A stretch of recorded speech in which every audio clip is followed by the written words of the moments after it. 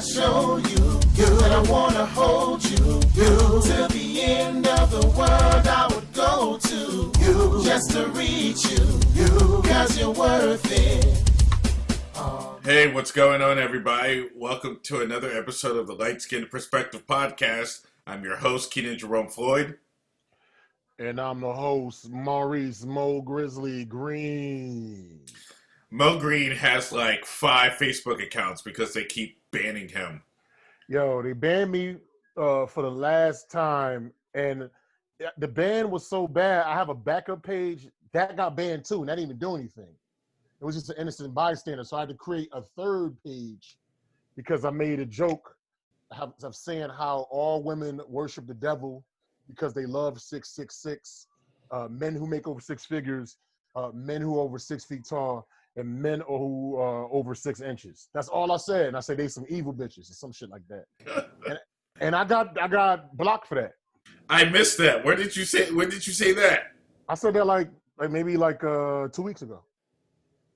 Yep, 2 weeks ago that shit happened. And and the thing is, I didn't say bitches either. I didn't curse. I didn't do any of that shit, man. They fucking blocked me, man. It's some horrible. So it's like now, because I like to test out jokes and post crazy things, but it's like I got blocked just for saying women are evil, but in a clearly comedic context. So like it's like now I don't know what to post without getting blocked. Is the post still up? Or did they take? They took it down, but hold on, I found it. Yeah, if you do a screen share. It says no, it's on my phone. It says okay, so it just says, Facebook just says about your post. Women are the devil because they love men that are number 666, over 6 feet, over 6 figures, over 6 inches, evil asses. Yeah, that's it. Well, how did I get blocked for that? It's like a harmless, silly joke. It ain't fucking blocked me, man. Maybe they're like, this joke is whack. Could be. The Joker is pretty whack. It's pretty whack. I mean, it's not necessarily wrong. No, it's not. But it's just the idea that I'm going to work it out in a funny, comedic way. Because I told it the other night at a mic, and it got like a mild, it just got like a mild chuckle.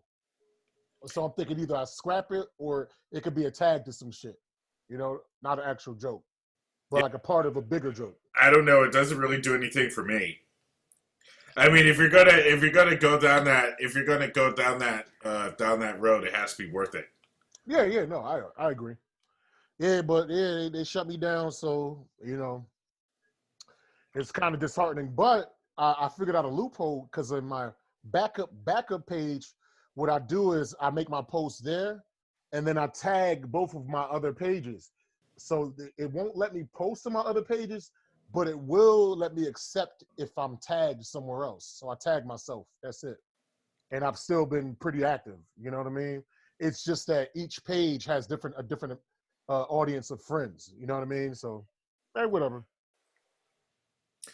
Well, other than that, how have you been? I've been good, man. I just been working. You know what I mean? I've been doing shows as far as like Connecticut and between Rhode Island and Mass. We've been like having mics and shows and stuff like that here and there. So that's been pretty cool. Working out the craft. At the Elbow Room, we sell out every week. Like last week, this past weekend, we had 2 shows. We actually sold out a show Friday, so we had to add an additional show on Saturday with the homie Colin Cook. So that was pretty cool. Colin Cook is dope. Oh, that's what's up. Yeah. I don't know who that is, but that's what's up, dog. Doing it like 10. He's from Connecticut, been doing like 10 years, but he's been touring and shit. That 10-year mark, it seems like that's that magical number where things start to happen for people a little bit, you know? Yeah, I mean, that's what I keep telling myself. You know what I mean? Yo, you gotta listen. You're working on a pilot. You're living on like your 3rd city in 3 years. You know what I mean? Major city. You know, you got some industry plugs. You're in there. You're connected. Because I keep running. You know what I'm saying? You keep running, but I mean, you're not on tour. Like like no comedian took you under his wing, but at the same time, you're working on the fucking television shows. That once that pops up, that's gonna far eclipse road work. Well, I mean, I've headlined my own tour a couple times, but But you know what I mean. You know what I mean. you know, it's comedy is a very interesting it's a very interesting journey. Since COVID happened, since June, I've been hosting my own show in Pan Pacific Park here in LA, which is by it's in Hollywood. Mm-hmm. And the one thing that I've learned about producing and booking my own show is that comedian we're a bunch of assholes. We're a bunch of Of course. like we're a bunch of assholes. I'm like, oh well, this is the reason why I don't hanging out with none of y'all. Mm-hmm. You big babies. Grown men begging me for time.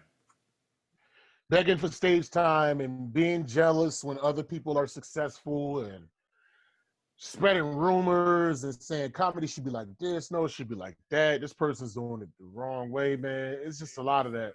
And, saying they are funny when they're not, you know, that type of shit. and the fact that stage stuff is like banned right now, a lot of comedians, we just don't have anything to do except complain about other people. I figured if there was like more stage time and more active comedy like shows, people wouldn't be as concerned about worrying about other people's art because they be trying to get on stage and trying to do work. So yeah, that's definitely been something that I've been trying to do. Staying busy. Staying busy right now is the most important thing because it's going to help you physically. It's going to help you mentally. It's going to help your spirit. Like, get some type of hobbies. And I'm not saying that in a condescending way, get a hobby. I'm saying that for your well-being, get busy doing something. yeah. Oh yeah. I've lost weight since the pandemic started. Because of AIDS. No, I lost weight. Speaking of AIDS, you know what's real bad? Kissing someone with chapped lips. Ew, why would you do that? Have you ever kissed a woman with chapped lips? No. I try not to. Yeah. I guess it was dark or something. I felt like I was scraping my lips against a chalkboard. Most women that I come encounter with, they take care of their lips. Yeah, if a woman got chapped lips, then she don't give a fuck. If a woman has chapped lips, then she has a chapped pussy.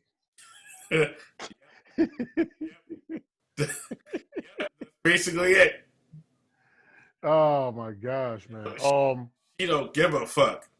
No, she really doesn't. Like, what's that smell?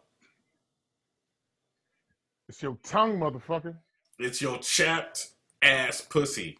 Speaking of smell, you think like if a dude farts and like a gay man smells it, that's like an aphrodisiac for him? I don't know. He's like, ooh, I can smell your love hole, boo boo. I don't know. Why did you tell me, Mo Green? Do gay people use fart smelling incense, men? I'm waiting for you to come out the closet. Why? Yo, I got this new bit. Just so we can get it over with. I'm not coming out of the closet. I just been through like a traumatic shit. I was like, I got this bit where I'm like it's not even a bit, it's real life. I said my first sexual experience was with a boy. You know, he was 6 years old and I was 4, and it was my older cousin. He was handicapped. He had a big wheel, and I wanted to ride the fucking big wheel. He was like, if you freak me and you get on top of me, I'll let you ride my big wheel. You know what I'm saying? So I got on top of him. Then like my mom's like caught us and like she beat the shit out of both of us. Stop doing this gay shit. And I was like, the craziest thing about this whole situation is he still didn't let me ride the big wheel, yo. And that's why I hate fags, because my first experience was with him. Is that for real? Yeah. So you're molested by your 6-year-old cousin? I wouldn't call it that though, because I was 4. He was like, we were just little kids, like not knowing what was going on.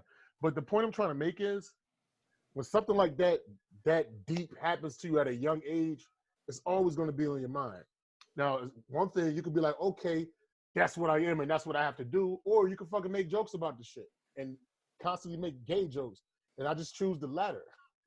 But that's not the only traumatic homoerotic thing that has happened to me as a youth, but that's the only one that I'm comfortable with talking about, you know?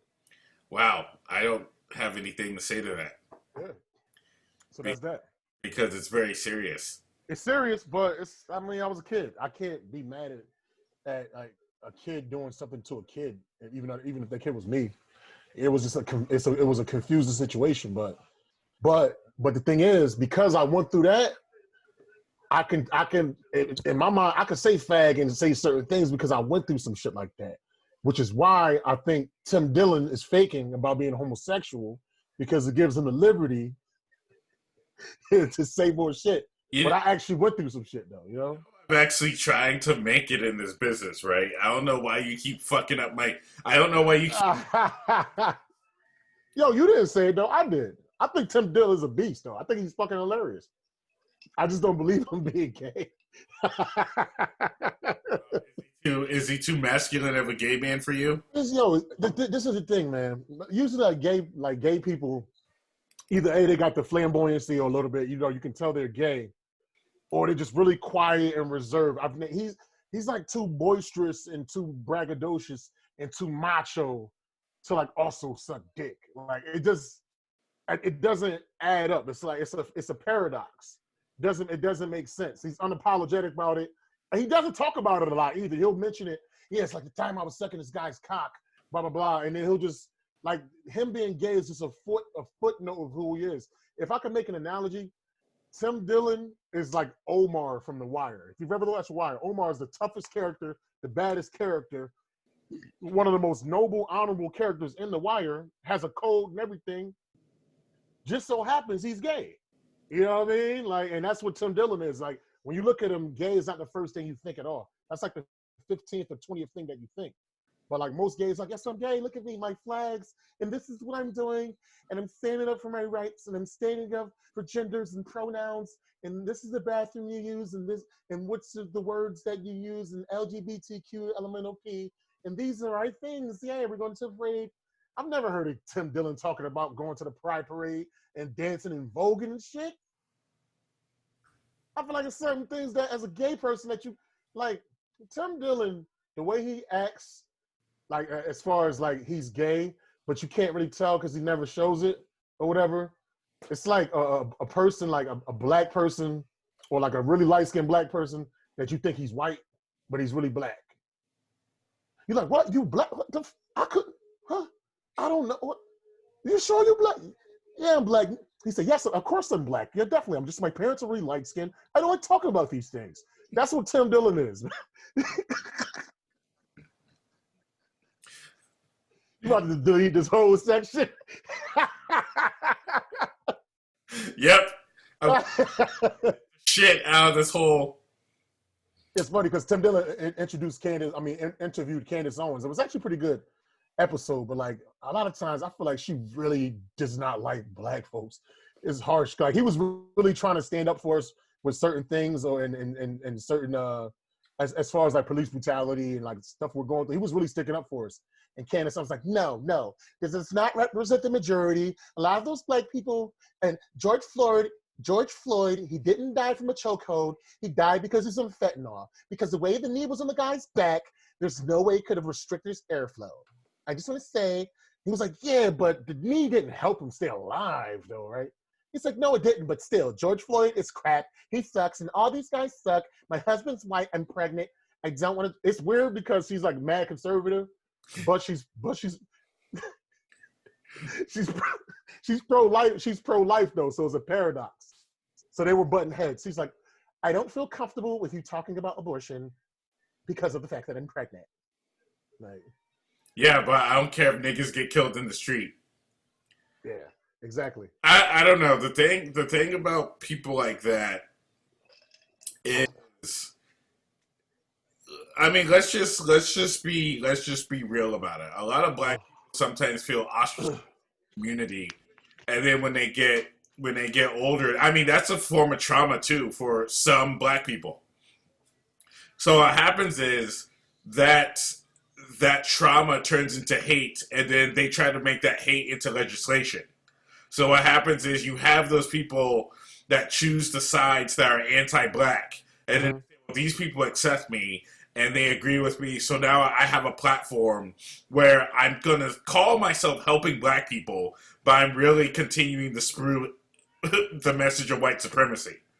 Right. And unfortunately, with the optics of Candace Owens, that's what it looks like. That's what's happening. Because there's even gotten to a point where Candace Owens has even gotten so hateful in her speech that some white conservatives are like, "Whoa, Candace, like you're going too far. Like none of us believe that. Why are you saying that?" You know, and it's because she doesn't have the metric to be able to measure hey, I'm actually trying to give sound advice to my people. I know who my audience is, and now I'm just trying to please them.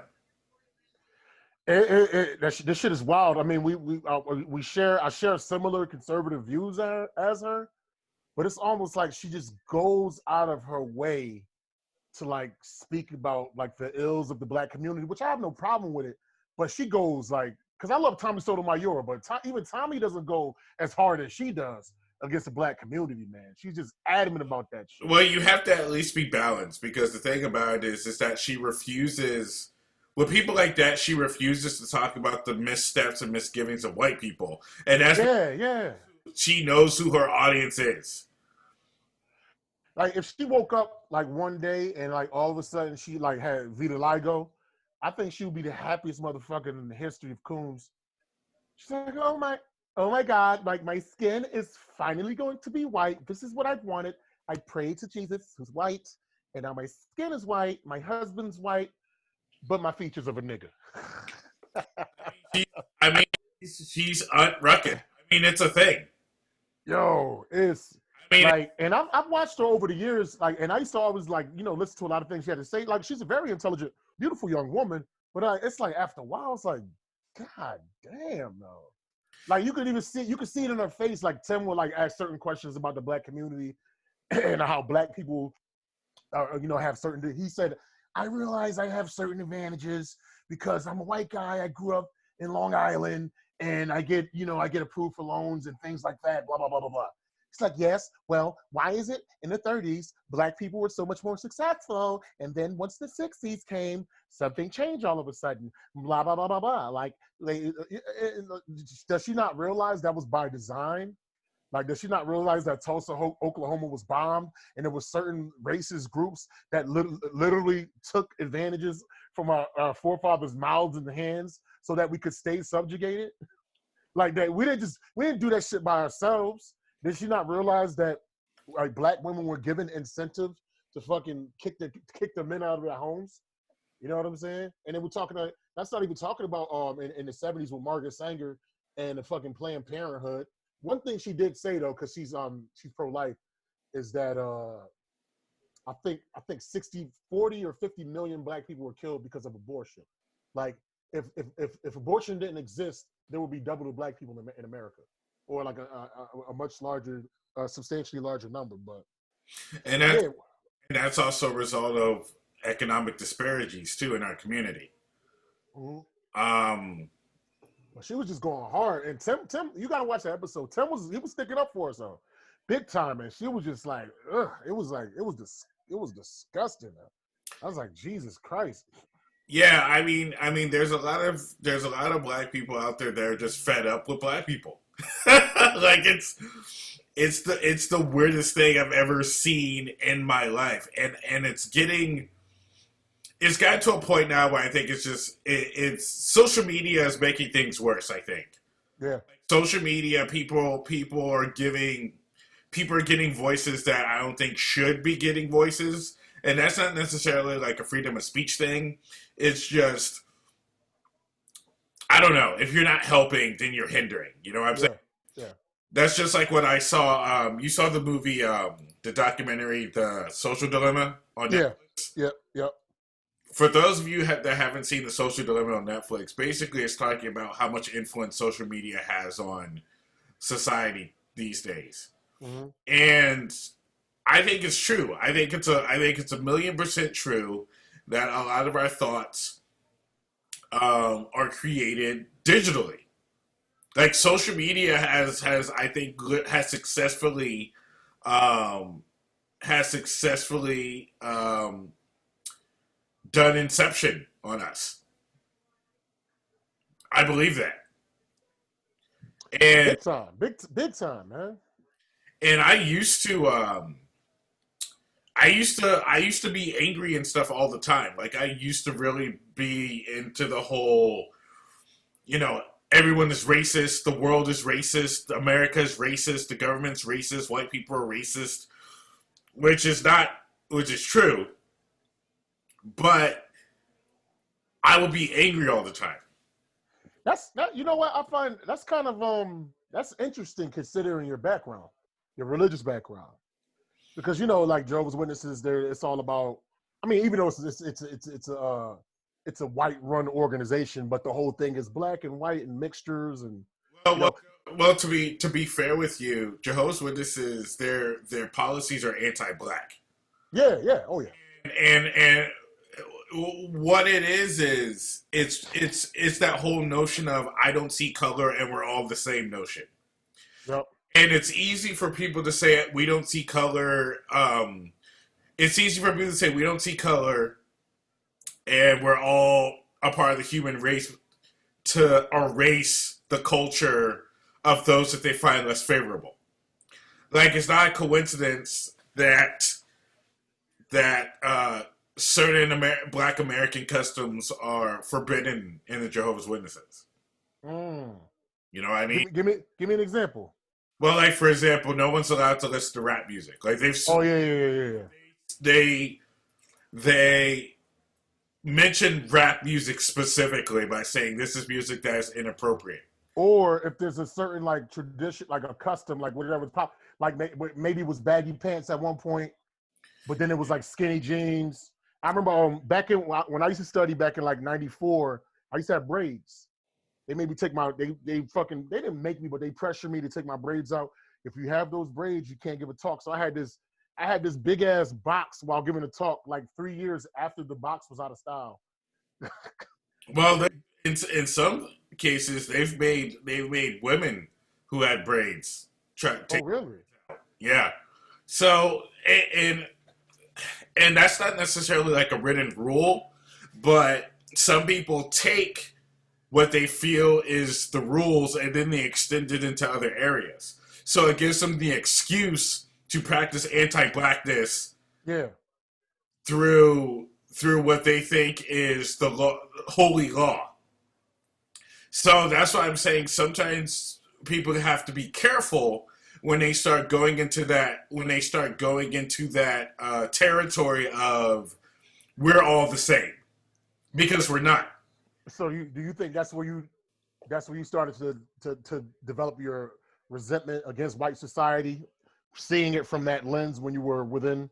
No, well, let's be clear. I don't have resentment of white society. Well, okay, white supremacy. You know what I mean. I didn't mean white society, but like white supremacy or racist, or put it this way, racist white society. This is the thing that I always found interesting, and I started doing stand-up comedy around the same time. I remember I went to an all-white high school in this town called Montroseville, Pennsylvania, and there was no black people in this town.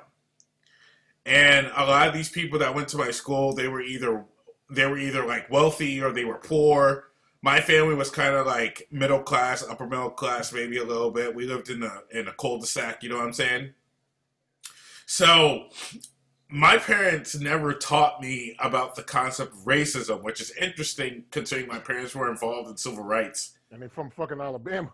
The civil rights movement, and we're from the South. My dad's from Florida, and my mother and myself were from Alabama, and we would travel between the two, right? So it's interesting how there was this whole concept. Wait, what's that? Like popping? What? There was something popping. Not on my end. I don't know. It was just interesting how there's this whole concept of fuck. I'm losing my thought because of this popping. Anyway, What was I saying? We were just talking about like how you developed Oh, like your militant. so my parents never necessarily taught me about the concept of racism. Right. So where we lived was we were in this. I was in this all white school and stuff. They had never really seen black people before. There was prejudice in this town. I mean, prejudice from like adults. You know what I mean? Like I remember I was over at a friend's house, and his grandmother came in, Mm-hmm. and she was like, "What is that black child doing here?" I'm like, "Woman, I'm a child.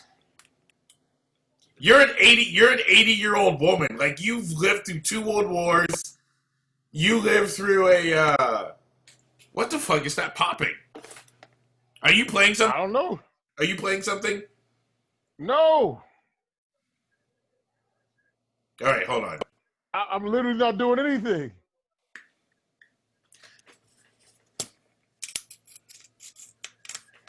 Because it's like ruining the sound. I'm not gonna Yeah, that's not. cut this out, but it's like ruining the sound. Hello. Okay, cool. Wait.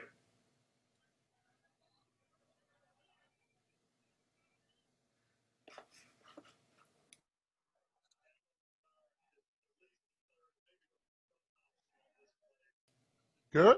Hello. Yeah. Okay. I guess that's fine. Okay, so I remember I was at a friend's house and his grandmother came over and she's like, what's that black kid doing here? And it's like, madam, I am a child. You know what I mean? What am I gonna do to you? You lived with 2 world wars.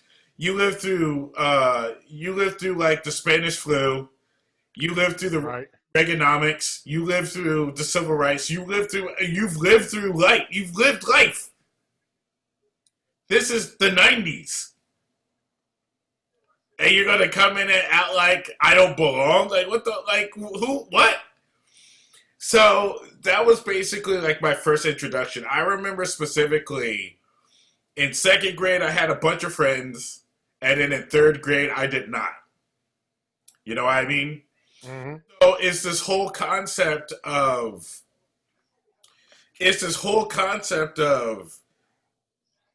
to fuck with the psyche of a child, that now that child has to grow up. He has to grow up with that trauma, or he has to grow up in that sense of, oh, well, this is my place in this world. That's a pretty fucked up shit. Oh yeah. Yeah.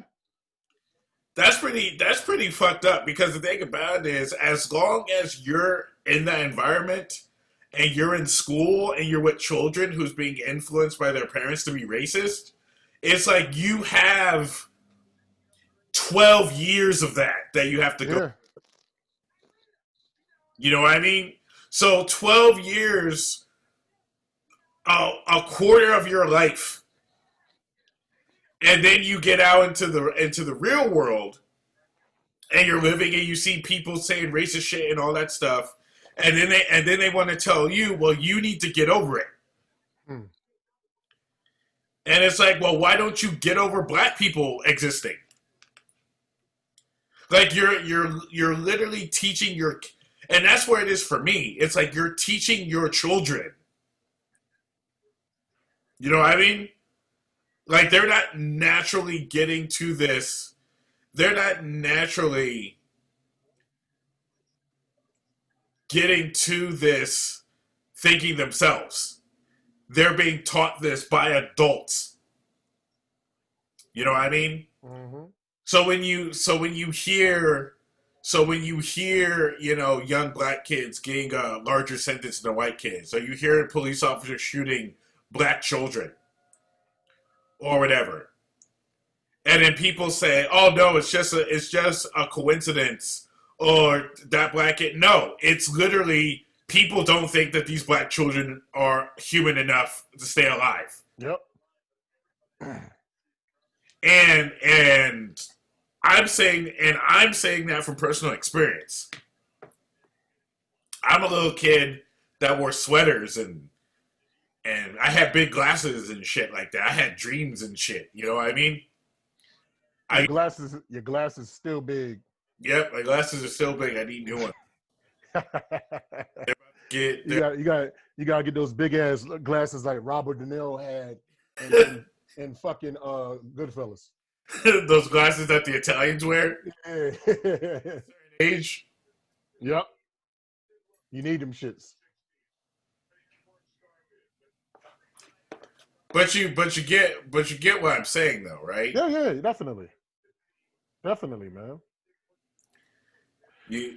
What you said, it just ties in what I said earlier when I talked about the molestation or just the little kid experimentation thing I went through. Like, you go through certain traumatic things as a youth, man, and that shit just sticks to you and it radiates in your being when you get older.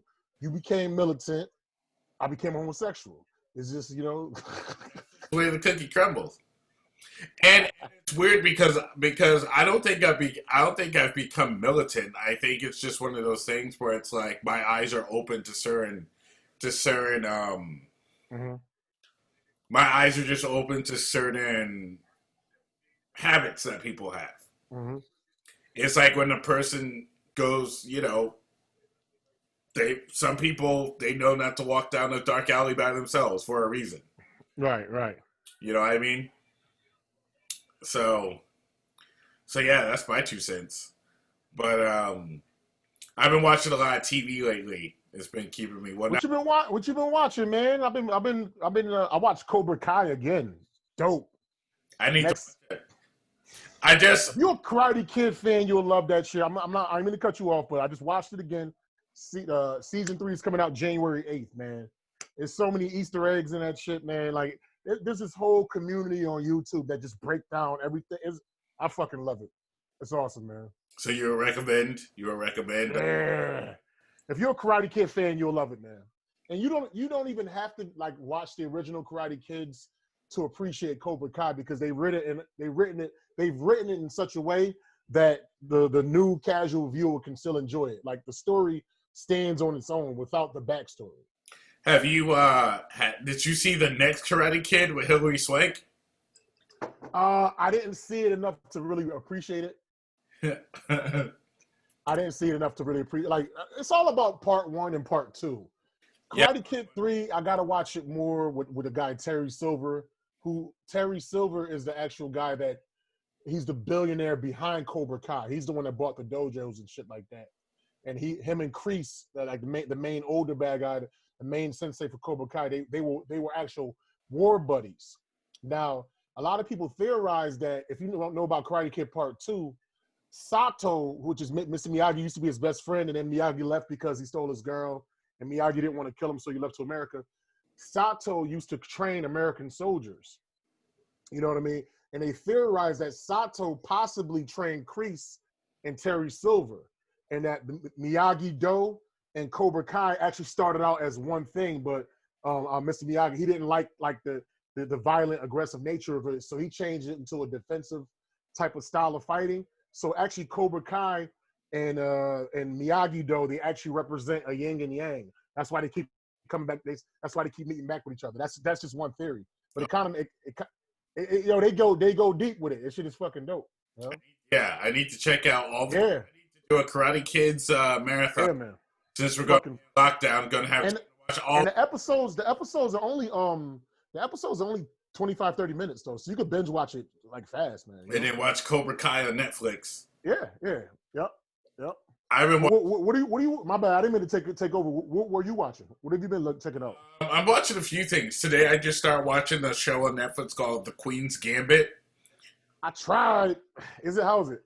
I like chess. I'm just on the pilot, but I mean, if you're coming off of watching like Cobra Kai, it's boring. But I like the way that it's shot. I like the characters. I love how they're saying more with less words.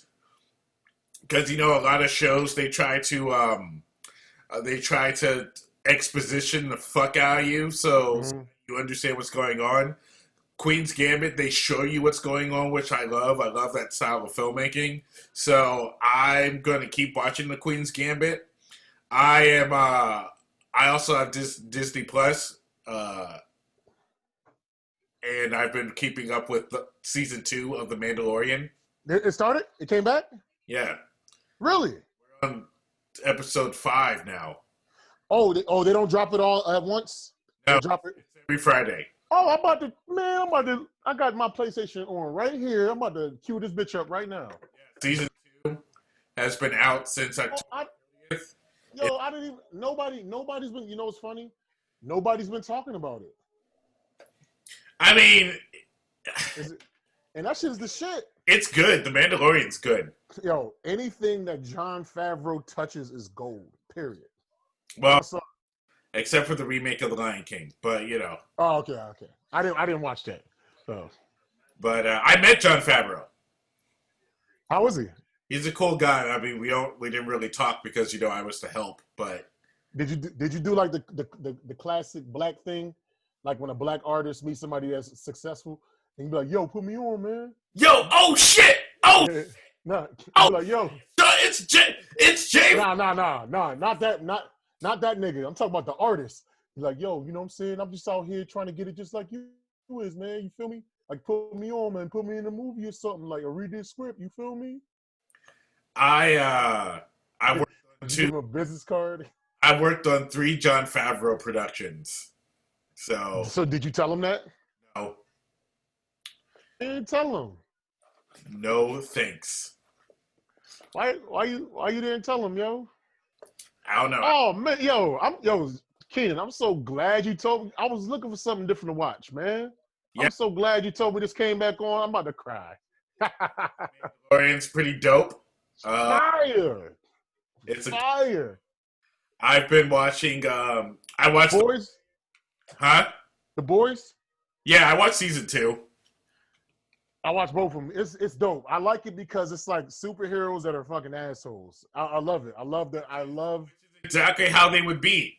Yeah, I love the concept, but it's still kind of unbelievable. But that the boys are like the regular. It's like the superheroes don't have. I mean, the good guys don't have any powers. You know what I'm saying? And I find it hard to believe that that ragtag bunch could like outwit Homelander and fucking A-Train. It's all about perseverance. Homelander and A-Train are just so evil that they're dumb. They're blinded. Yeah, it has to be. It has to be because there's no way, you know. And then they got the one girl with the spark. She reminds me of Jubilee from X-Men, the sparkly bitch. She reminds me of Star. Which one? The girl with the one that she uses like the power of electricity, but she can only use her powers. Stargirl. Yeah. Stargirl or Jubilee, but she's weak. I think her powers stink. Because she's nice. The weaker you are, the nicer you are, the weaker you are. You know who I like? I like the Aqua guy. He's a douchebag. What's his name? Mermaid Man? No, the Mermaid. What's his name? Yeah. I forget his name.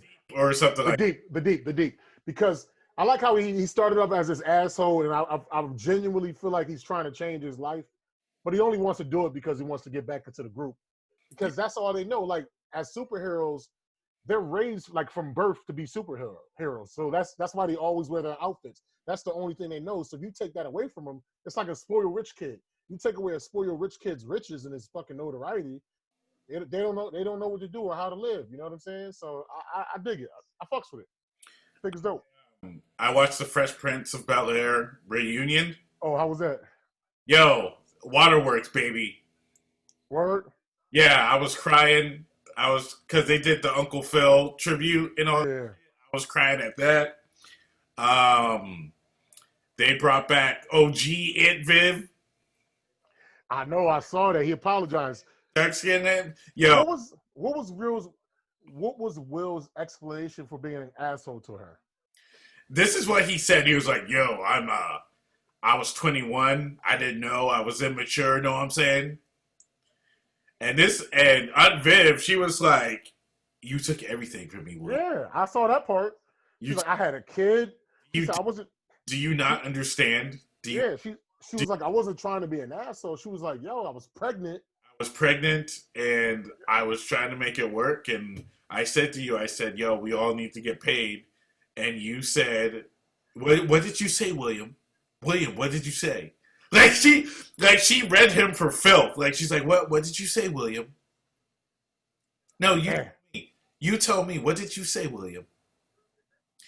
And why? So she goes and she meets all the other. She met the other Aunt Viv for the first time. That's the first time. And I think it was fucked up that they didn't let her stay for the rest of the special. But that's all right, I guess. Yeah. Well, that's good though. I like to see people make up, like Jeezy and Gucci Mane. Yeah. They brought out Lil Nicky afterwards. That nigga did not age well. Oh really? He's like fat? He's got the biggest forehead that I've ever seen. Biggest forehead that I've ever seen in my life. Let me show you what he looks like. Yeah, pull him up. Lil Nicky. He kind of looks like he looks like a lot of people, yo. He looks like he's no Michael B. Jordan. He's Lil Nicky. No, he looks like the rapper Scarface, but mixed with what's the guy from Next Friday that owned the barber that remember Next Friday, the guy that was like the guy that Ice Cube borrowed the money from. He said, "Oh, I'm going to change it to a barbershop." He said, "I'm going to keep the barbershop theme, but it's going to have some strippers. You can get a trim, plus you can get some trim." Fuck, who was it? Oh my God! Next Friday, hold up. He's a renowned actor too. I just can't think of his name off top. Let me look. Let's go to IMDb right now. No, not Next Friday. Barbershop Part 2. Barbershop 2. Barbershop 2. My bad. Barbershop. Yeah, he looks like the bad guy. Barbershop. What the fuck is his name? Barbershop 2. Back to business. Yeah. He reminds me of oh my God, what the fuck is? Sean Patrick Thomas. No. Michael Ealy. Maybe it was Barbershop 1. My bad. Yeah, it was Barbershop 1. Barbershop.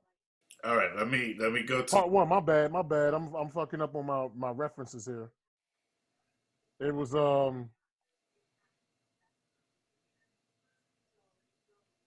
where the hell is he?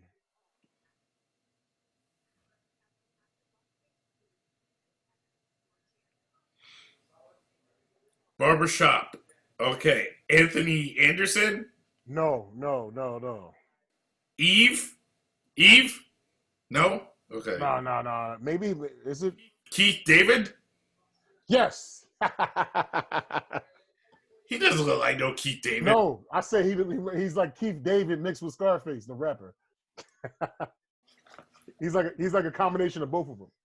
Because I'm looking at Keith David from his mouth, from the gap tooth. No, there's a lot of people with gap teeth. That's why I said Keith David mixed with Scarface. Did you say Keith David or Keith David? Keith David. Look at Keith David and look at the rapper Scarface, and then just imagine. All right, so here's motherfucking. Wait. No. All right. I think that's a good blend, man. I'm pretty good at my shit, though. I'm good at what I do, man.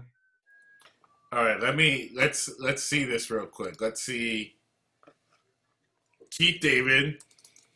Right. And then who did you say the other one was? The rapper Scarface. Rapper Scarface. That's a perfect combination, yo. I'm good at my shit. Oh shit. Scarface is on dialysis. Yeah, he's sick, man. He's about to be Scar Booty Hole. What the hell Dallas has got to do with the booty hole, bruh? Dialysis? Yeah, that's kidneys. Yes, you put the hose in the butt. You do? Yes. No, you don't. Yes, I you. thought they cut you open. No. The dialysis. You get dialysis once a week. Oh, okay. Well, I've never had it. Because it's because your kidneys aren't working, and they have to clean you out. Oh, but I didn't know that they did it through your anus, your rectal. I didn't know that. Cut a person open every week. Yo, but that's a lot of intestines that you got to travel to get there, though. Yep. No, they don't. Yes, they. Yo, Yes. hold on. I'm about to look this shit up, though. See, now that's Scarface, and they mix him with Keith David. This is Scarface, Yep. and then this is Keith David. That's Keith David. You see his big ass teeth, and if you merge them niggas, And then and if you merge,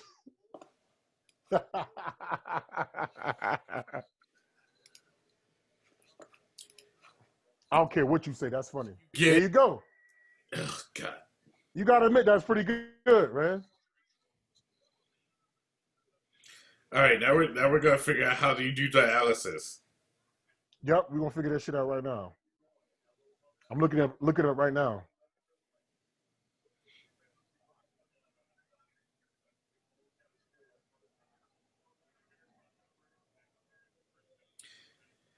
This is referred to as renal replacement therapy.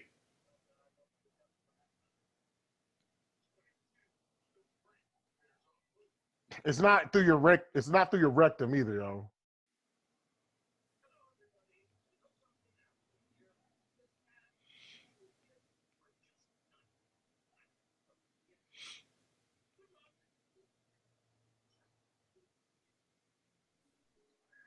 Let's see how they do it. They make an access entrance into your blood vessel. This is done by minor surgery to your arm or leg, not your anus, you dummy. Oh yeah, okay. Here's the You know stuff. how many, you know how many? It's like 40 feet of fucking intestines. You think they're gonna have a tube that long? And you still will have to breach the intestines to get to the actual organ, man. Wait, I think there's one that's intestinal that they do through the butt. I think. No, it's not, man. If dialysis was done through the butt, people would talk about that shit all the time, though. You're wrong, man. Hold on.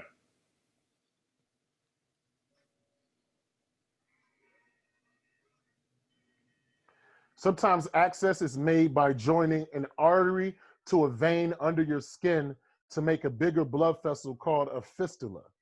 That has nothing to do with, there's no mention of anus. It's through your arm or through your leg, man. You're wrong. Okay. Accept defeat. You're wrong, man. Damn, man. And the crazy thing about it is, you was mad confident too. He's like, yeah, of course, it's through the anus. What the fuck? No, there was someone that I knew that got it done to the anus.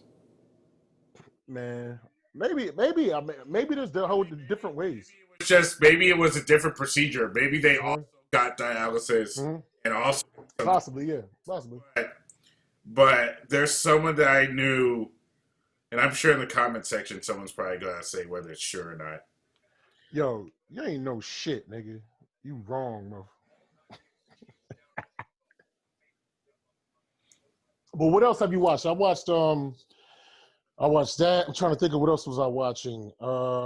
I'm still trying to find this anus dialysis. Yo, we're past that subject, man. That shit is over, bro. Anus. It doesn't exist, man. How do you spell dialysis? DIALYSIS. SIS.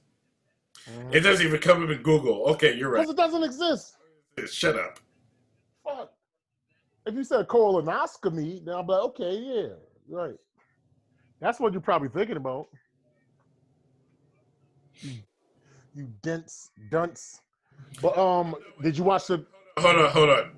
Use of rectal dialysis technique to measure rectal 5 ASA levels in healthy volunteers receiving asacol.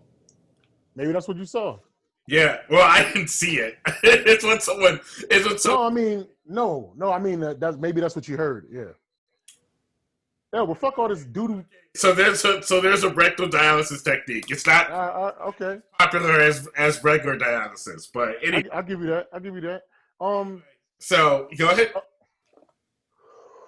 Did you watch the Comedy Store documentary? I did watch the Comedy Store documentary. I watched it the other day. Have you seen it? Yeah, I loved it. What? It was awesome. I saw some people. It made me appreciate the show. I'm Dying Up Here a lot more because I feel like they kept it like pretty true to form with how the club was. Well, okay. So I watched the second season of I'm Dying Up Here. Did you watch both seasons? Mm-hmm. I watched the second season of I'm Dying Up Here, and then I watched the Comedy Store documentary. Mm-hmm. And there was there was things that I appreciated from both. I do feel like that the Comedy Store still. I mean, the Comedy Store feels like it's haunted when you go there. Mm-hmm. Oh, really? Yeah, but it's definitely a good place. To be honest with you, I think as far as like clubs to hang out at between New York and LA, I think the Comedy Store is the best club to hang out at to network. Because if you keep showing up, they'll at least respect you. You know what I mean? Now, as far as like racism and stuff in the club, I mean that's neither here nor there. I mean, it is what it is. Either you want right. Either you want to do comedy or you don't. You know what I mean? So, I mean, there's some complaints, but you know, it is what it is. But I definitely, the Comedy Store documentary definitely put a fire under my ass to continue to be great in these comedy streets. Hell yeah, man. I've been watching some comedy specials myself. Oh, have you? I did you see that Sarah Cooper Everything Is Fine on Netflix? Unfortunately, I watched like 15 minutes of it, and that was a stretch. That was. Why did you took your mic off when you were talking? Hey, my bad. I had to sneeze. But what I was saying was, I watched the most I could watch was about 15 minutes. I think she's a beautiful woman. I think she's gorgeous. It's funny because I knew she was mixed, but I didn't know she was Jamaican though. Yeah. But, just like your girl Kamala. Yeah, she's Kamala Harris. I think that's one of the reasons why she helped Kamala Harris, if you really think about it, in certain ways, because her whole shtick is basically making fun of Trump, but just using lip syncing everything that he says. To see it a couple times, that's okay, but like she literally has like hundreds of clips of her doing that. And I think like after a while, that shit is like kind of like borderline scary, yo. And the fact that so many people like that shit and so many people approve of it, that shit is fucking that's mind-boggling to me, man. Well, what's weird about it too is that you're gonna see that she's gonna become.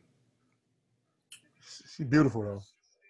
Okay, this is the thing that I'm gonna say. Do you remember Michelle Wolf? Yes. So there was a time when Michelle she became really popular around, I think, the first Correspondents' Dinner. Right. And they hired her to do the presidential Correspondents' Dinner, and she just ripped Trump apart and ripped apart the Republicans and all that stuff. So basically what they thought was, they were like, oh my gosh, Michelle Wolf is going to be the next big political comedic voice. Right. She's going to be the next Jon Stewart or whatever, right? And she fizzled out. I mean, as far as that part of her popularity, it fizzled out within like a year or two. Right. She got a show on Netflix, and then that got canceled. And It was ass. And so she has her fans, and she's been able to do like comedy specials on Netflix and stuff like that. But they thought she was going to explode into this monolith of smart, political, snarky comedy. And unfortunately, that's the way that if the industry is kind of putting stock in that. And I think a lot of people's careers are being killed before they can begin. Mm-hmm. What happened with Sarah Cooper, if you don't know who Sarah Cooper is, Sarah Cooper became popular because she lip-synced Trump speeches on TikTok. Yeah. Millions of views, millions of followers on TikTok, Instagram, Twitter, etc., etc. She wrote a couple books. She worked at Google, so she understands how algorithms work and all that stuff. So she did the work. Stand-up, I don't know how long she's been doing stand-up, but, she was doing stand-up a little bit before the pandemic. It says she started, like, in 2014, but I don't know. Like you said, I don't know how long she's been doing actual stand-up, though. That's fine. That's fine. Doing stand-up. Got the connections. And so then what happens is she got represented by CAA, who packaged her. Now, what package means at a talent agency is you take a bunch of clients and you put them together on one project. So Maya Rudolph and Natasha Lyonne, they're both repped by CAA. So is Sarah. So what they did, they packaged them together. And they said, okay, we're going to get a comedy special, but it's going to be directed and executive produced by Maya Rudolph, Natasha Lyonne, bigger names. And we're going to use a bunch of our clients. Because CAA has some of the biggest clients. They have Tommy Davidson, John Hamm, Fred Armisen, Helen Mirren, Marissa Tomei. I guess Meg Thee Stallion. Maybe. Yeah, I saw her, yep. So what happens is they put all those people in this special, which turned out to be a variety show. So Sarah Cooper was basically just like, to me, it was like the Muppet Show. It was like the Muppet Show, where it was like you have the Muppets, but then you have all these celebrities that show up. Mm-hmm. And the show is more or less about the behind the scenes of a news show than actually a comedy special. It's just like a Muppet Show. That's what it is. But not as funny. Nigga.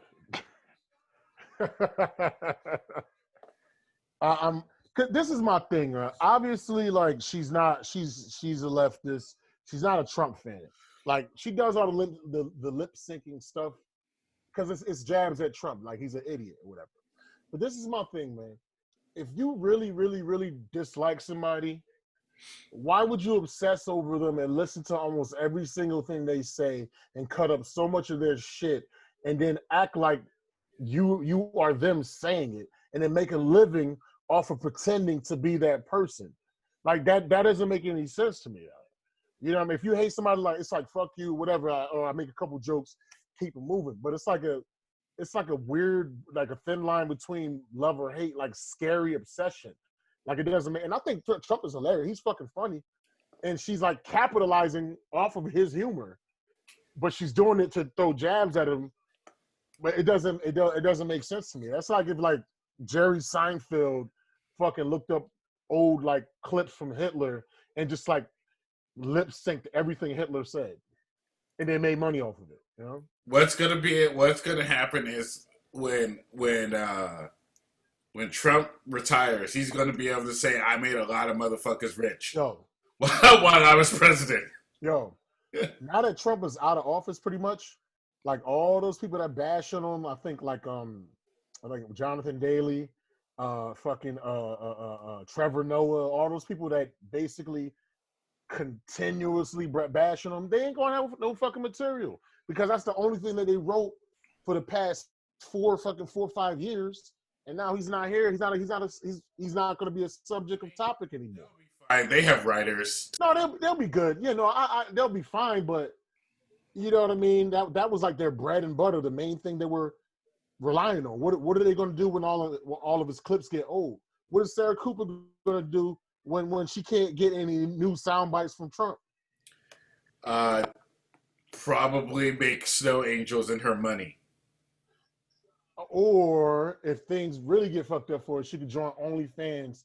She definitely, if I typed in light-skinned bad bitches in X videos with good hair, I'll definitely see somebody that look like her.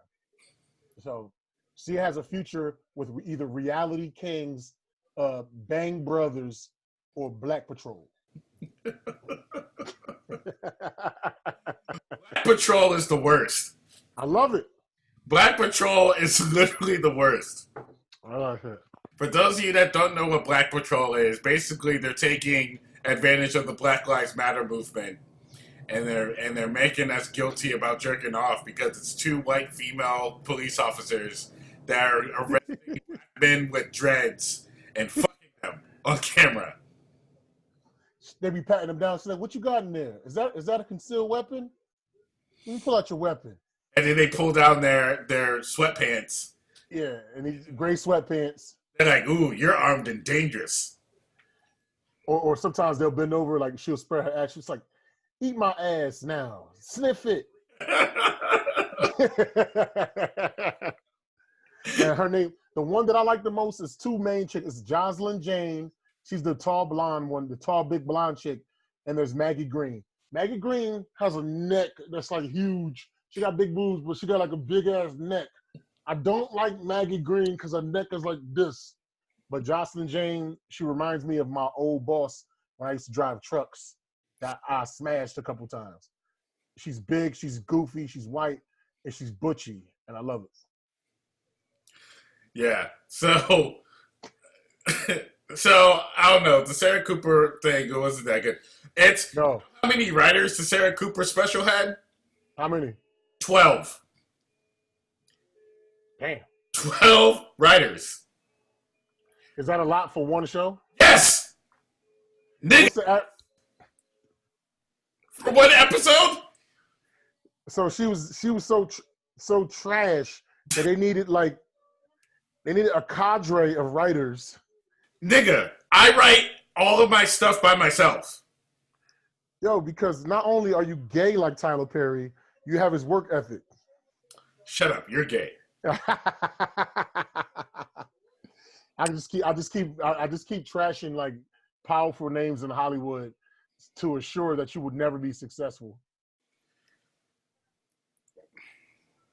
Yeah. That's one thing I will say, Sarah Cooper's gorgeous though. I think she's fine. I think she's beautiful. You said that already. No, I'm just saying though. You know, I'm not hating her like that. She's a pretty lady. I take her.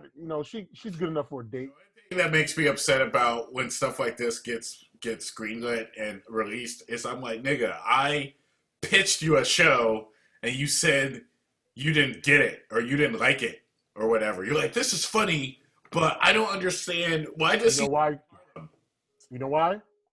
Because you don't have 2 million followers on TikTok. Well, I just started TikTok. Yeah, or whatever, or just like pick any social media platform. Like, I feel like Hollywood a lot of times, man, just beyond talent, they want you to already have your audience before you even take off. Yeah, at this point, but that means we can. But at this point, that means we can buy our own ticket. Then. Yeah, that's true. That's true. We can be owners of our. We can be owners of our own. Yeah, that's true.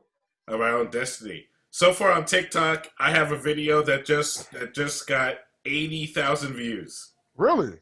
I never got that many. What's your name on there? I'm find you. Kenan J. Floyd. If you guys are on TikTok, how the hell you get that many views that quick, yo? And I can't. I just record dumb videos and then I do commentary on them. Damn, yo. Most I ever got was like 1,000. I went up 400. I went up 450 subscribers in the last. Yo, how? 4 hours, and I just started my TikTok like 2 days ago. I don't get it, man. I can't. I have not. Man, I'm watching it right now. I mean, it's nothing. It's really just. Is this something that you wrote though? No, I was just watching it, so I recorded it. Yo, so you pulled a Sarah Cooper? This is not even your shit? I didn't even say shit. I was just like, damn, at the end.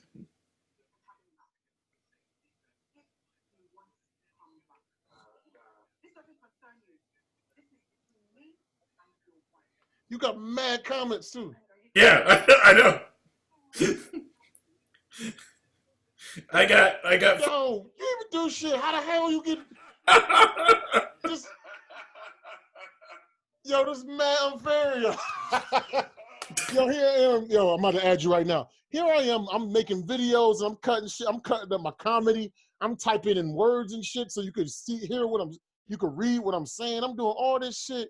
You literally just, yeah, I added you. You literally just videotape some African, some Nigerian Bollywood shit, some Nigerian wood, Ghana wood.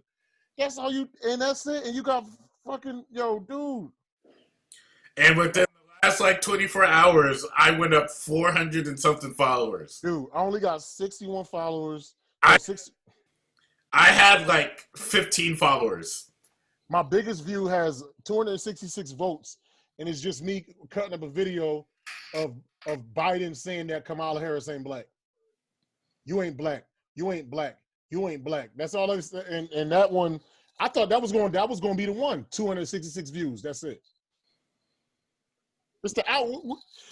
Excuse me. What did you put as your hashtag, yo? And people are still liking the shit. People still like it. Oh, you know why? You got Nigerian movies. Okay, maybe the Nigerians fucking with you. That's what it is. Nigerians fuck with me. That's what it is. Okay. All right. Nigerians fuck with me. I'm about to videotape a Nigerian clip of 30 seconds and put it up. If I don't get the following of my people, fuck Africans. I hate all the motherfuckers. Well, my next video, I actually dirty spear chucking. I actually recorded today, and it's actually of me. It's a video. I'll show it to you in a minute. But but your Cat Williams shit got 5,000 views too, though. Yeah. People dug the Cat Williams stuff. What the fuck? I can't figure this out. The most views I ever got on a video was 10,000 views. I was doing a breakdown when Aries Spears got into the altercation with Zoe Williams, and that it got 10,000 views in one day. I thought it was about to finally go viral, and it just once it got to about 10,000, it just stopped, and that was it. I mean, at this point, that's just the way to do it. For a long time, for like a year or two, I was like, I'm not doing TikTok. I'm not doing TikTok. I'm not doing TikTok. And now that we're going back into a lockdown here in California, if you notice behind me, I mean, you saw it earlier. I have a green screen. I have a green screen and I have lights, and I got a new phone. I got an iPhone 12 now with 4K video and shit in it. I'm like, yo, it's on now. I'm going to be in the house for the next month. How much does the green screen cost? Oh, the green screen's cheap. You can get a green screen for like $50. From where? Amazon. Okay, I want to order one. Because I'm tired of this background right here, the same shit. I want to switch my shit up. Yeah. We'll talk after the show. Yeah, I tried to put a green sheet up and it just didn't work. Yeah, got it. I'll show you the video after the show. Yo. Okay. So the other special that I watched, by the way, is the Kevin Hart Zero ksgiving. Did you see it? Yes. It was. You know what? This is what I'm going to say. I'm not going to say it was bad. I'm not going to say. You know what I'm going to say? I think it was rushed, and I think it was basically a lot of material. You can tell he was relatively new, but it wasn't really worked out. And it's and during COVID, it's pretty hard to really develop an hour that quick because you don't have the stages to actually really work it out. I mean, Kevin Hart has the kind of money where he could create like a performance type situation every single day for like a month straight to get it right, and he didn't do that. You know what I'm saying? And he can't do that because he's so spread thin with the movies and the producing and this and that. that it's hard for him to key in on a comedy. If you want to see a dope comedy special, you have to have a comic that only focuses on that. Do you see Dave Chappelle doing movies? No, his comedy specials is banging. Do you see Joe Rogan doing movies? No, his comedy specials is banging. Do you see Tim Dillon doing movies? No, comedy specials is banging. You know. See Tim Dillon fucking act anyway. Well, you get what I'm saying. Like the comedians that do the best are the comics that focus on comedy. So I don't knock Kevin Hart for that. You know what I'm saying? I don't knock him for that. It was an unfinished product. Just like Deion Cole just dropped on YouTube. He dropped a 40-minute special, and it's basically just different clips of him just working out jokes, like unfinished shit. It's not even really that funny, but he just wanted to show that creative process. So I feel like with Kevin Hart, I'm not going to say it was bad. It just was underdeveloped as far as his stage presence, his timing on. He still got all that, but just the jokes just, you know, some of them were kind of long and drawn out. It didn't really catch me. And then still only talking about your kids. Like he had this one joke. He's like, "What you gonna do? Just talk about your kids?" Blah blah blah. He's like, "I don't know. That's the only thing I got to do. I mean, what else am I gonna talk about?" I'm like, I don't know, politics. He did talk about COVID in the beginning, and I liked where he was going, but then he just stopped and he just went back into my daughter's a hoe and my son is stupid and my wife and my ex-wife, and it's like, okay, we get it. What the fuck? Why do you think? Why do you think he rushed it? Why do I think he rushed it? Like my opinion of why it felt rushed, or why he rushed it. First of all, why do you feel that he rushed it? And if he did, why do you think he did? Because a lot of the jokes they seem long and drawn out, like he was still trying to figure it out. I could be totally wrong, but I'm just going as far as myself as a comic and as far as writing. Like, I know the difference between like when you first try some shit and it's not really hitting, you know what I'm saying, to the point where it's real tight, all the extra fat is cut out, and it's just like bam, bam. He didn't have any of those pops, and I've seen other specials of his where punchlines hit like crazy, and the fact that the punchlines weren't hitting that good, that just tells me that the jokes weren't really worked out. Like he was really literally just trying it right there, man. You know. Well, when you watch his older specials, like when you watch Grown Little Man, mm-hmm. and Seriously Funny, and like Let Me Explain, and I think there was a fourth one he did afterwards. Uh-huh. They're amazing. Yeah. They're amazing. They're amazing. He took time. They're hilarious. You can tell. Like, think about it. He the pandemic started in March. That's when the lockdown started happening. So you figure March, April, May, June, July, August, September, October. He dropped it in November. That's 9 months. And I seriously doubt that he started putting together material for this at the beginning of March. Like if you listen to like what he's talking about, you know, since we're locked in, I figured, you know, we can't do stuff on stages, so I'm gonna bring it right to my living room. It feels like this is something that he just thought about doing like within the last couple of months or whatever. And it's, to me, if you're not getting on stage 3 to 4 times a night, 5 times a week, man, it's gonna be hard to get that for the material to be tested, that you know is gonna work. Like you, for example, you as a comic, you know there's certain jokes that you could do that hits every single fucking time because you did it in so many places. You know the exact words, the timing, everything. You know that. Then there's some jokes that you just wrote. You never tested it in front of an audience. You don't know the cadence or nothing like that. So when you take those to the stage, it may hit, it may not hit. But just shit that's golden, that's powerful, that's popping, always fucking 99.9% of the time always hits. And with this particular special, you can't say Kevin Hart not funny. That's bullshit, because he is funny. But his stuff wasn't really hitting like that. So that's what gives me the opinion that a lot of stuff, it wasn't really, he had good ideas. It was good conversational. It was interesting. But that tells me that it wasn't really worked out because it just wasn't hitting like that. And I'm a very objective listener when it comes to comedy. You don't have to make me LOL for me to say, oh yeah, but that still was dope. I see what you was doing. That was fire. And I just don't feel like it was worked out, man. I really don't.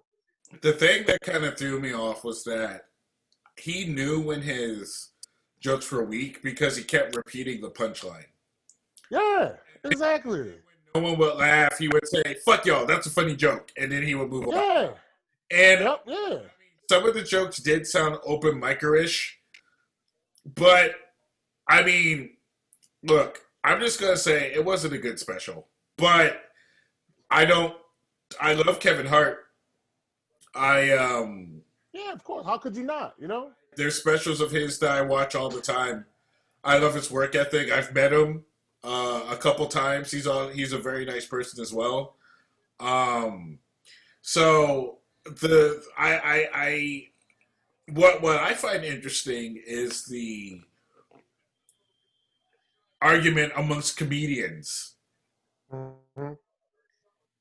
Are you like watching something? I'm listening to you. No, I can hear you TV in the background. No, that's football. Let me turn it down. My bad. Yeah, what the fuck? Hold on. We're recording. We're recording. My bad. Have football. Hold on. Volume up. Know what you were saying? Hello? Yeah. Nah, you know what I mean? Like, you gotta love Kevin Hart as far as all the people he put on. Like, I was thinking about doing like a small article on him because for Comedy Hype.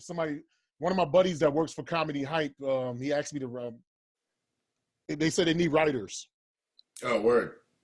So I was thinking about just doing like a small piece on Keith Robinson and how Kevin Hart helped him out and shit. I think it's pretty cool when you have like an OG in the game and like a couple of his buddies pass him, but like still some of his buddies reach back and still give him the opportunity. So I wanted to do like a quick write up on that. You know what I'm saying? But Kevin Hart, I think he's an awesome human being, a humanitarian.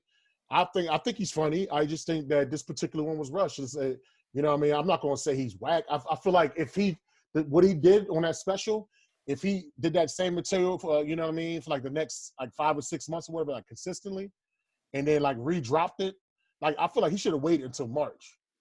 That same stuff, he would have waited until about March, man, that should be fire. I know it would be. It was a lot of setup. It was a lot of extra words, man. You know? Well, this is just what I think. For the comedians out there that feel like you need to defend him, you don't have to. Everyone's entitled to their opinions. Right. People keep saying, well, you haven't done the special, so you should shut up. That's listen. That's dumb. Like, stop. Yo, when people say bullshit like that, I say it like this. Listen, I don't have to know how to cook a Kobe steak. You know what I mean? To know that it tastes good or it tastes better than like another type of steak. You know what I mean? I don't need to know how to be a professional at something to know that I like one thing more than the other thing. So I hate when people say that bullshit. And nobody's having an issue talking about Nate Robinson, and none of us know how to box. Oh, well, that was on a whole different level because it's like, well, comedy is subjective, and even though like me and you, like we're comics, we've been doing it for a long time. But getting knocked the fuck out is not. No, it's not. No, yeah. We can argue if Kevin is funny or not. We can't argue if Nate Robinson got knocked the fuck out, and it was bad. It reminds me of a few years back, Manny Pacquiao was fighting against, I think, Marco Antonio Barrera. I think so. That's his name. And Manny Pacquiao fell the same way, just got overhand right to the face. He just fell with his gloves in his crotch and just laying down. Like, Nate Robinson, he took a dive, bro. Face down, ass up. That's what I call it. But he got dropped like 2 or 3 times before that too, though, man. Yeah. It was bad, man. I thought because Nate Robinson, he could bench press almost like 400 pounds, even though he's a smaller guy, but he's 5'9". But he could punch hard, man. I mean, he's strong. He could jump 43 inches, man, you know? Punch my face in. But you know what? How high you could jump does not matter when somebody's punching you in your face unless you're trying to jump out of the way of the punch. Did he punch in the nuts? Yo, man, it was bad, bro. But you know what? Much respect to Kevin Hart. You know what? I appreciate that. You know, even if he rushed it and put something out, I appreciate that he just put something out for the people. The majority of my people on my friends list didn't like it, but there are some people that say they enjoyed it. So, like when somebody says like, "Hey, I enjoyed it," I'm not going to take away from your joy. Like, I'm not going to try to debate you on your opinion, even though people try to do that with me. All the fuckers, I don't do that though. I don't get down like that. You like it? That's cool. I wasn't really too particular of it, but I have specific reasons why. I'm not going to just say, "Oh, it was whack." I'm not going to say that. No, it just wasn't ready. It's like you're putting a pie in the oven and then you got to cook it for 40 minutes, but you take it out at 20 minutes. Like the shit ain't gonna be done in the middle. It's gonna be, you're gonna get a little bit sick, salmonella, whatever. You know what I'm saying? Comedy is like a fucking pie. You got to let it cook all the way through before you serve it for consumption. So Mo Green says that Kevin Hart's new is like salmonella. Well, if you eat if you eat an uncooked sweet potato pie, well, I don't know. Maybe I don't think you get salmonella from sweet potato pie if it's undercooked. I don't think so. So maybe whatever got egg in it. What pie has egg in it though? I can't even. Well, I think pie was a bad analogy. I don't know.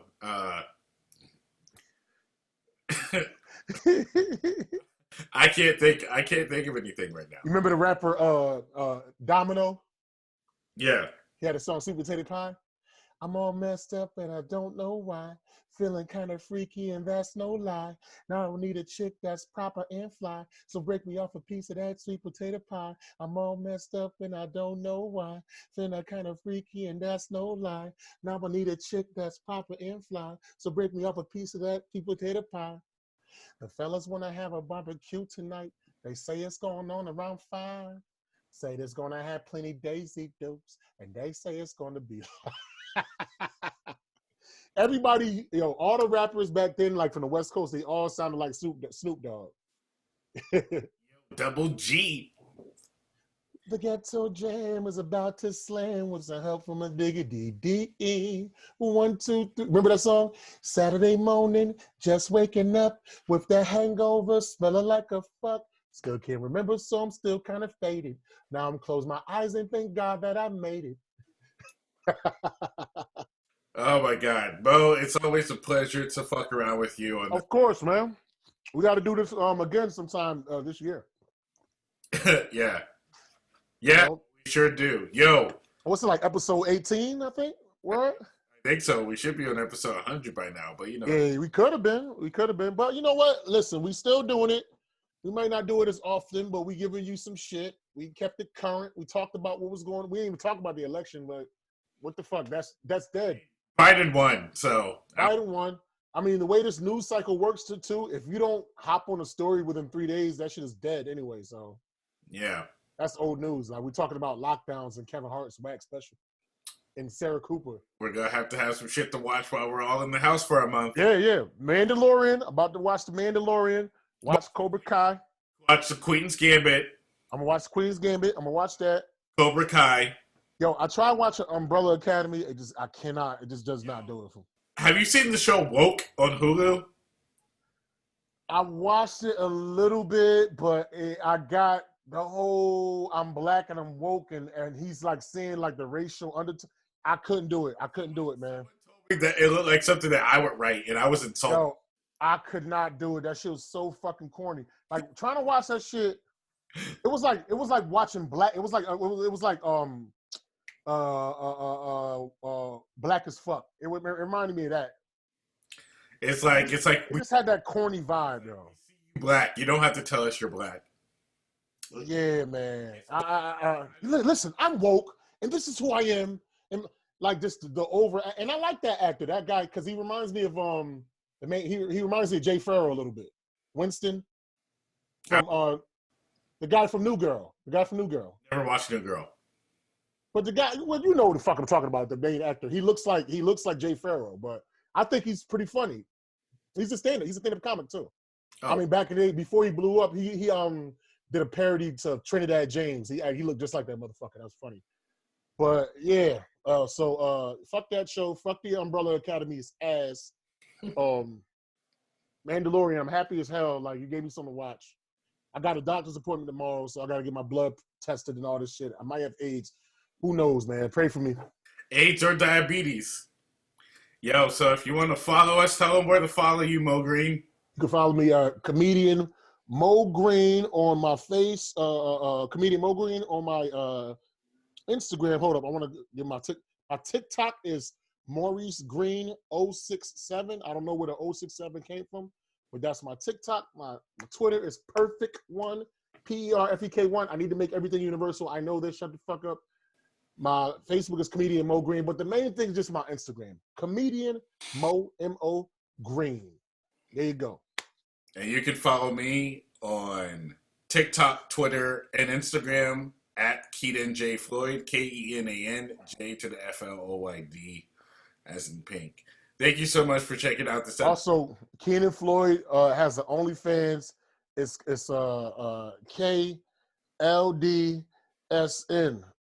Kenan Long Dick Light Skin Niggas. That's the Fucking my closing. Thank you so much. So, Light Skin Perspective. We'll see you guys next time. How can I show you that I wanna hold you till the end of the world I would go to just to reach you, cause you're worth it.